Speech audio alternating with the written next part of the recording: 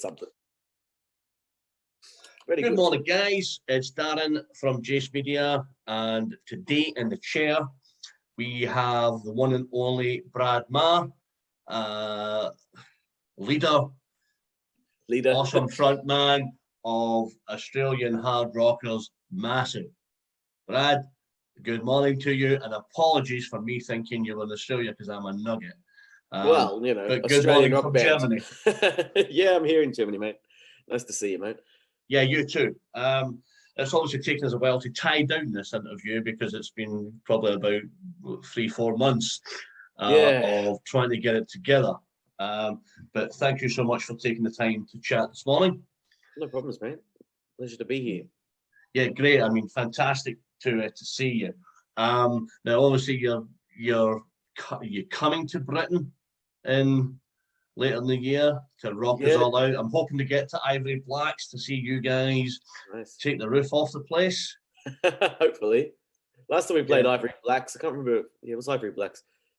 Glenn Hughes booked a show just up the road, and so did Blackstone Cherry on the same night, which, you know, totally gutted our crowd. But you know, this time we're coming to smash the roof off for sure. I kind of think, you know, unfortunately, you know, like you said, you know, COVID took a lot of people by surprise, and I think now, you know, that every man and his dog is wanting to get out there, regardless of the time or the day, because they want to get back to doing what they do best. Myself, being like a reviewer and interviewer and stuff like that, I'm at the moment I'm out at a gig every 2 nights. Nice. Yeah, you know, like you know, my wife's got a cardboard cutout of me on the sofa, you know, because I'm never here. Very good. Because she's like, "Where are you going now?" You know, and it's like you're doing stuff. I've been to see Skunk and Nancy. I've done Stoner on Wednesday night. Treatment before that last Sunday. I've got Larkin Poe this Sunday. I'm doing a bit of blues with When Rivers Meet next week, and Robert joined the Wreck, you know, and it's brilliant. I don't know about you, music's in my blood where I just can't get enough of it, and I know that. Of course, man. Well, as artists, we've had 2 years of nothing, 2.5 years, and you know, it's just like blowing off the steam. You know, you're trying to get back into the groove of what we used to do. So I can understand the old, you know, let's go to as many gigs as possible.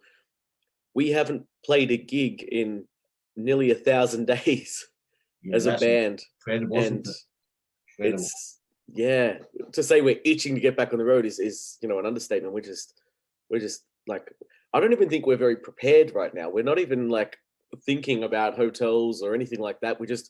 It'll all kick in once we've actually, you know, the boys are over here and we're rehearsing again for the first time in years. So yeah, I think that's the thing. You know, it's the excitement of doing it, and you're not really thinking about it. You're going to just get here, and then we can work it out.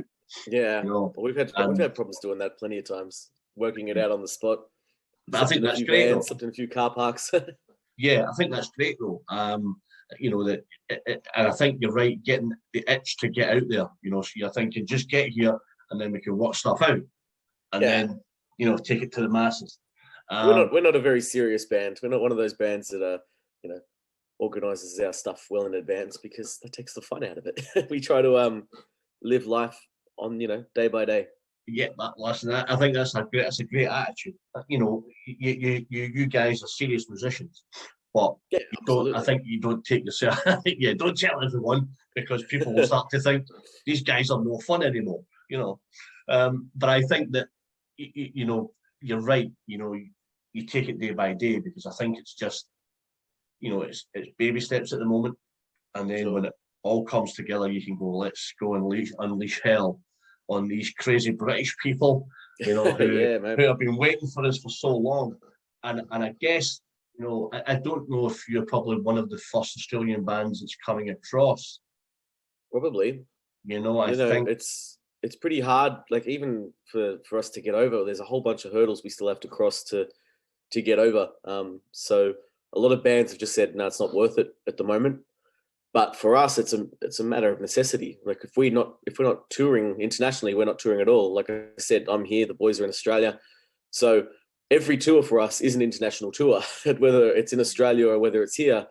Yeah. So we can't wait for another year to go back on tour. We have to do it now, or we're just going to become old men. So now or never, really. Sitting in your Zimmer thinking, if only I would have done that tour in 2021. I remember that career I used to have. Yeah. yeah, absolutely. Are you based in Germany, or are you? Yeah, I live in Cologne. This is my apartment. I live in Cologne now, so got a little German family and all that stuff. So, you know, it's actually kind of cool because it gives us a base over here. You know, all the boys' gear is down in my cellar for 2 years now, and you know, all the merch is here, and we don't have to. An international tour isn't really an international tour because we don't all just fly into hotels. We all fly into my lounge room and sit here and have home cooked meals until we're ready to go on tour, and then it's the real tour. But you know, having a base here is actually kind of good for the band. Gives us, you know, a home away from home. Yeah, absolutely. I think you're right. I think the having somewhere to call kind of the base is good. You know, instead of you saying flying into 4 different hotels or 1 different hotel from 4 different areas. You know, fly into the base, sit and brainstorm. You know, write some songs, get some melodies. Just eating healthy for a change. When you're on the road, you just eat in truck stops and, you know, convenience shops. And, you know, if you've got somewhere to go back to, you know, if there's a week gap in a tour, we all just come back here and just sleep for a week. You know, instead of having a week-long holiday in whichever city we've stopped in. Yeah, you know, we have a home. We can have a kitchen. We can just, you know, do our washing. It's nice. I think, Brad, I think I need to get your slippers out, mate. You're just like you're devouring this rock and roll lifestyle now. Like you're an old man. Like just want to come home with a pair of slippers. It's our 10-year anniversary tour this year, man. We've been July 27th, 2012 was our first ever show, and you know we'd organized this band like a year, like maybe 8 months earlier than that, and we were like, we're gonna start big. We don't want to be this Wednesday night opening band playing to 10 people. We want to. Our first show is going to be in a concert hall, and we're going to spend 6 months promoting it and selling it out and spending all the money on a big light show and, you know, massive backline and all the rest of it. Yeah, you know, just make it so ridiculous that people would think that we've been around for 10 years already. And, you know, we've still got a whole bunch of videos online, and we've got a whole bunch of videos that we just found on a hard drive from the first ever gig that we're just going to release just coming up to this 10-year anniversary tour. I think that'd be great. My God, we look different. We look so. I mean, you know, the hair and the beard's all the same, but I didn't realize we'd aged. I thought we were still young, hard rocking kids from 2012. I guess the rock and roll industry does that to you, Brad. Lots of lack of sleep and 20-hour drives. Yeah, hurts your eyes, hurts your head. Loads of beer. Hundreds of whiskey, yeah. I listen. I feel your pain. You know, I feel your pain. Oh, we do it for you know. We're all about the music, but you know the late night partying. That's a thing of the past, isn't part it? Of the work. Of course, man. Of course. How does it feel, knowing you've made it to 10 years? How are the boys? Are you super excited for the next 10, or what's the the next 10? I haven't been thinking about the next 10, man. I've been thinking about this one. Yeah, look, you know, ideally our 10-year anniversary tour wouldn't be a postponed tour from the last, you know, 2 years. We were gonna we've been planning this tour for 2 years, but it was going to be a lot bigger than what we've got now. We're playing the same venues we were playing 2 years ago. You know, and the Manchester show's sold out. The Nottingham show's basically sold out. London show's not far away. So, you know, we're playing the club shows we played, you know, 4 years ago, and we're expecting to sell them out. But we wanted to do something much bigger for our 10-year anniversary. So maybe we'll do like an 11-year anniversary just for the sake of making something bigger. Yeah, just offset it and go, we're not doing the 10-year, we're doing the 11. And people I can't remember who was it, had like a 20-year anniversary tour, and they just crossed out the 20 and wrote 22-year anniversary tour because of COVID. So. I guess you know the industry has been hit hard, you know, and stuff, and I guess you're right.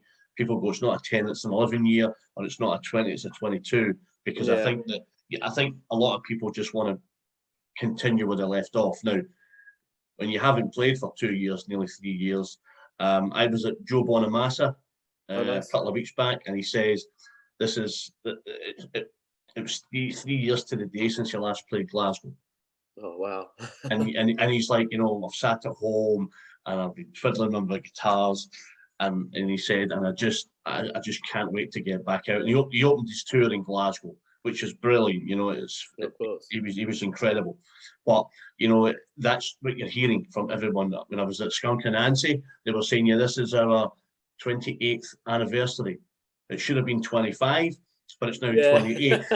And then they said, we've got a 28 song set list, and I'm thinking, I'll need to have my sleeping bag because I'll be here all night. But I guess that we'll just think it was going to be a 25 song set list 3 years ago, mate. They've added the 3 extra songs just for the anniversary, probably. But just to piss us all off, give us 28 songs. Keep us up late. I think every musician just had to, every person, not just musician, every person had to just deal with, the last few years, however they could, and now that we're fingers crossed coming out of this whole pandemic thing, hopefully this is like just a hurdle where everyone just has to rebuild just for 1 year, and then everything's just back to normal. So I think we're right. We're not looking too far in advance. Like, we want to tour, and we've got an Aussie tour at the end of the year with Fozzy and Buckcherry. Brilliant. Which will be a lot of fun, and somewhere in the middle of that, maybe either here or in Australia, we're going to finish our 4th album, because we've started it. We've started recording it, and then we had 3 years, so we kind of rewrote a whole new album. The songs we had in 2020 that we were going to record, every single one of them but one has been thrown out, and we've written new ones. So wow. So we've got like a whole new album of material that we've never rehearsed. We've written it over emails. Like, I'd write a part and email it to Ben, who'd write and email it to Andrew and Brenny, and just we're going to get into a studio one day and go, this song's never been played. But I guess sometimes that's the fun of it as well. You've still got the creative juice to go. We had these 10. Let's throw them in the bin and let's write another 12 new ones. Well, that's what, like, hard times. When something gets like someone puts a hurdle in front of you, you either run into it or you jump it. You find a way to get around it. Absolutely. So this whole time we've just been, instead of going, oh, poor us, because poor everyone's in the same boat. We've just been looking for ways to make do with what we've got. Our last single, Reset, we've never played that song in our lives. We wrote it online. We recorded. Here is my in 3 different studios. Here's my review there, Brad. Oh, nice. So I'll send that to you. Yeah, please do. I'll send that to you, and you can go. Let's just wrap it up and throw it in the bin. Fucking no good. Nah, man, it's no good. But there's a wall of fame, just around the corner of all my interviews and stuff like that. So I try to keep all that stuff. I have my wall of fame behind me. I see. Very nice. My giant kiss, and I have Robin McCauley, John Karabi, and Mason Hill from Glasgow. Oh, cool. That's my. I have about another 1,000 photographs, Brad, of everyone that I've met and like yourself and recorded with. And, my wife has said, you can have 2 walls of the dining room. You can have the CD wall and you can have the picture wall, but don't touch the other 2. And I'm like, but I've got all these pictures. I've got all this memorabilia. She's like, stick it in a box and fling it in the loft. And it sounds like you need a spare little house, just a little, like a granny flat out the back or something, just to.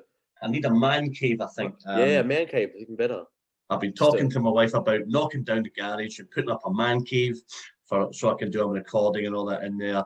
And she's like, we can maybe put a little mini gym at the front. And I'm like, you fucking joking, a mini gym at the front? All the stuff I've got, people I'll be inviting round, it's not going to happen. It's a constant struggle, isn't it? Yes, yeah. Women don't understand me. They just are like, too much clutter. You're like, yeah, but that's men stuff. Stuff like that. Yeah, you can't throw out the memorabilia. You can't throw out the memories. You can't throw out the photo collection and the frames and it's all. That's. You, I man. think I that's what understand. makes it. And I think for you guys, as well, like touring artists and stuff like that. That's a lot of the excitement. You go into different venues, meeting your hardcore fans and getting the pictures, and then them sending them to you, and you going, "Oh, I remember Black in Glasgow in 2020, 2018, 2015 when we did X, Y, and Z." And I think that's always great, for a memory to take with you. So Yeah. I mean, most of the fun of touring is just meeting people, like being in an environment you don't know and experiencing other people's lives. Crazy people coming to see you.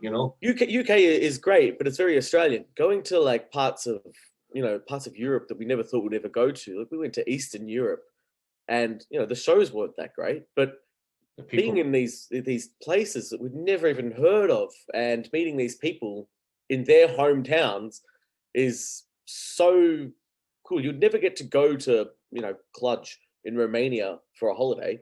Yeah. But here we are pulling up in this dirty, rusty van and just meeting complete random locals and performing for them. So who are screaming Massive's name, and you think, crikey, I didn't know we had that many fans here. But the Eastern Europe shows weren't great. I'm not going to lie.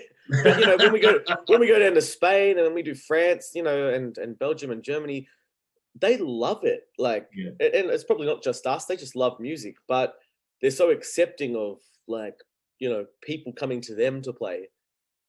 And of course Barcelona and Madrid and that have music every week. But then you go to some of the smaller cities, and they're just in awe that people from Australia are in, their backyard or wherever we are. Yeah.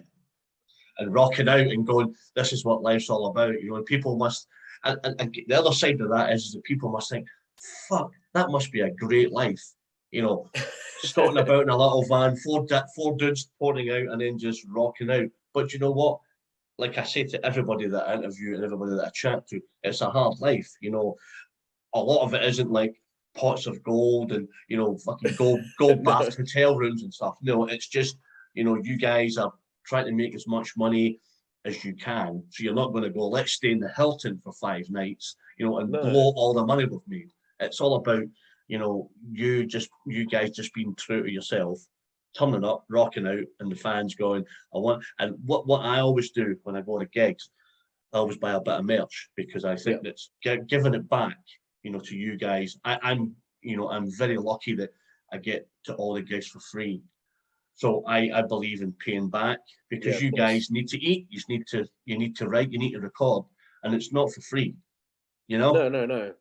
It's the way we book tours is like we book shows in the sense that these fees and these gigs, these shows and these ticket sales will cover everything, and then our merch is separate, our lifeblood. And with merch, we have to pay for it up front, so we have to sell it or we're in debt. So when you see a band pull up with 10 boxes of merch, they've bought 2,000 t-shirts and 5,000 CDs in the back of their van. It's a payoff that you go into debt just to get by on a tour. Anyone who thinks that touring is this fun lifestyle, no. Check out our van and see our sleeping arrangement, then say it's fun. It hurts. Yeah, it hurts a lot. But I think there is a goodness about that, because there is the passion that you and the boys want to get out and do it. Yeah, you maybe have some shitty hellholes to sleep in, but I think, like you said, the excitement of going to another town you've not been to and pulling up and letting the people go, here are massive and we can't wait. And I think that must be a good feeling for you and the boys. It's addictive. It is, like, and because, like I said, we're a band that lives in 2 different countries, so every tour is an international tour. So we don't go and do a 6-date tour. We do a 40-date tour. To make it worthwhile. We get 8 weeks, and we go, okay, let's put as many shows as we can in that 8 weeks. Let's find a festival at one end and a festival at the other, and fill in the dots. Fill up the middle. Absolutely. Absolutely, so, man. yeah, when we go on tour, we try and get to as many places as we can, and a lot of the cities we're going to on this tour we've been to. There's a few new ones down in Spain, down in the south of Spain that we're going to. We've never been to, and in south of France as well. We're going to Marseille. We've never been to, but all the other places, it's like we're coming back to everyone. So it's going to be this whole thing of we haven't seen you in 3 years. We all sort of look the same, I guess, but it's like meeting up with old friends, even though we've met them once or twice, over the space of 4 or 5 years. It feels like, when we come back to Glasgow, it's going to be like, oh, I haven't seen you in years, haven't seen you in years. It's going to be this just big homecoming to every city we've been to. Absolutely. And I guess the fans will be expecting some new music, Brad. Is there anything in the set that going to excite the fans? We're probably going to release a new single just before the tour starts, a song called Stone Crazy. And, it's a bit of a slow, heavy, hard riffing song. But yeah, we recorded 3 songs, as I said, over the internet, basically, in different studios, and we've got a whole album's worth of songs. So we're gonna try them out, probably 1 or 2 different ones a night, just to make sure we don't bore people with new music, but also to make sure we can play them, because we've never played them. So we have to rehearse them, and then we'll just sneak them into a few shows here and there. So when did the boys get into Germany? When did they hit your show? 5 days before the first show. Wow. That's not giving you a lot of time, Brad. The first day is your jet lag day. Your second day is, okay, let's drag all the gear out of the basement and make sure everything still works. And there's a whole day to rolling up merch, and my whole house turns into a merch production line where you get all the boxes out, you roll everything, the new boxes are coming, the new banner comes, you gotta pack the van, and then we'll have 2 days of rehearsals, of just full day, 10 hours in the studio. We're obviously practicing the songs before we come. Like, we were listening to them. Just turn up like this. How do we turn this on again? Shit, But it's not even a joke, man. I was listening because I never listen to my own music. It's I've listened to it enough. But I put on our second album, Destination Somewhere, and I'm like, I don't even remember this song. Like, what? When did we do this? But yeah, so we do a bit of pre-production before we come, and then 2 days in the studio, and then we drive over on the 29th of July, and we're playing it at Just Bush Play Festival as our first date. So, cool. It's straight into the big shows. And then obviously descending on the set list as well, or you just try and maybe change it up every couple of days? Yeah, for what we do, like, and I'm sure other bands have this, we have our starting songs, your first 3 songs, straight out of the blocks, or whatever you decide is going to be the bangers to start. And you probably have like an ending 2 songs, you probably have an encore, and then the middle's what you mix up, You got to have something to start on, so you don't all walk on stage and go, shit, wrong song. Yeah, yeah, absolutely. We've done that once before. It was our first tour in 2014, and we were very, very professional back then. We printed 3 different set lists, and we printed like 200 of each set list, so that we could walk on stage, put a set list down, and then at the end of the night, give out set lists. And if someone wanted a set list and we ran out, we still had more. Here's another one. Yeah. And we'd been doing this set for so long. And then on this night, we decided to change it. We put the songs on our monitors, and we walked on stage, and all 4 of us, 1, 2, 3, 4, played a different song, not the songs on our set list. Yeah, it's on the set list. We just went into complete, we've been playing for 30 shows. We're not even looking at the set list. We're just playing. So listen, it's going to be. We're a well-oiled machine when it comes to that sort of stuff. Yeah. It's going to be epic. First 3 songs, easy. Yeah, I think you're right. Get the bangers out the way, and then get the crowd, draw the crowd in, and then do a little bit of mix up, and then finish with your power ballad or your most famous song, and people go, "That's it, the boys are back." But it's nice to mix it up in the middle, because you think, never heard this before, haven't heard this in 7 years, or the surprises with it, and I think that's really good just to mix it up. And we're doing Stone Dead Festival on the Friday night, and we're doing at that show our debut album in full because it's a 10-year anniversary. Right. But that's the only place we're doing it. So, we've actually got to practice 2 different sets. The set we're going to do every other night for, our 90-minute sets or whatever we're doing. And then Stone Dead, we're doing a 60-minute set of just our first album. Brilliant. Which is going to be hard because that album has a choir and a piano section. What are we going to do? Will you be there on the Saturday in Stone Dead? We'll be there in the daytime on the Saturday. We'll have to leave early. We're playing Saturday night down at MoFest. So, because I'm with Michael Schenker on the Friday. Oh, nice! In Glasgow, and then leaving straight from there to go to Stone Dead for the Saturday. So yeah, cool. Hopefully we'll. I'll see you in Glasgow anyway and stuff like that. But hopefully try and catch up at Stone Dead. We're going to stay, at Stone Dead, and we're just going to, raid the backstage area on the Saturday and steal everyone's riders, and try and score some Saturday interviews while we're there. Might as well before we head off to MoFest. So, well, I'll certainly grab an interview with you and the boys. We'll get that sorted. We'll look well and truly more bearded by then. So yeah, more bearded and more jaded. 5 weeks into a tour, and more jaded. Like this. Oh yeah. How's the tour going? Yeah, leave us alone. We're dying here. Give me some rider. I want to leave. Yeah, absolutely. Listen, Brad, it's been an absolute pleasure chatting to you, man. I really appreciate your time. No problem, I hope it all goes well. Say hi to the guys. We'll catch you in Glasgow, and hopefully we will catch up in Stone Dead. Nice, man. Have a little chat, and I hope it all goes well, buddy. Thanks, mate. Looking forward to it. We'll see you in Glasgow. Excellent.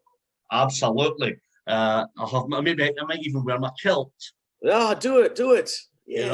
Wear my kilt for you. You never know. I have my own tartan, so I might come down and. Do you wear it legit? Do you go? Oh, I am the last chicken at Sainsbury's, Brad. I'm the last chicken at Sainsbury's, buddy. I have none of that. Very nice. And I'm not having none of that. Like, get some pants on. You have to have the sweat. You have to have the odor. And you have to have the look, Yeah. Even when I'm doing the worm, it has to all come out. Yep, no, good to know. I like it. Excellent. This is Darren from Jace Media in conversation with Brad from Massive, chatting all things music, missing in action for 3 years and hitting British shores in July for the tour. Saying thank you for your time, Brad. Keep rocking best you can, and we will catch up when you come to Britain and when you hit Stone Dead. Thanks, man. See you then. Take care, buddy. Cheers, buddy.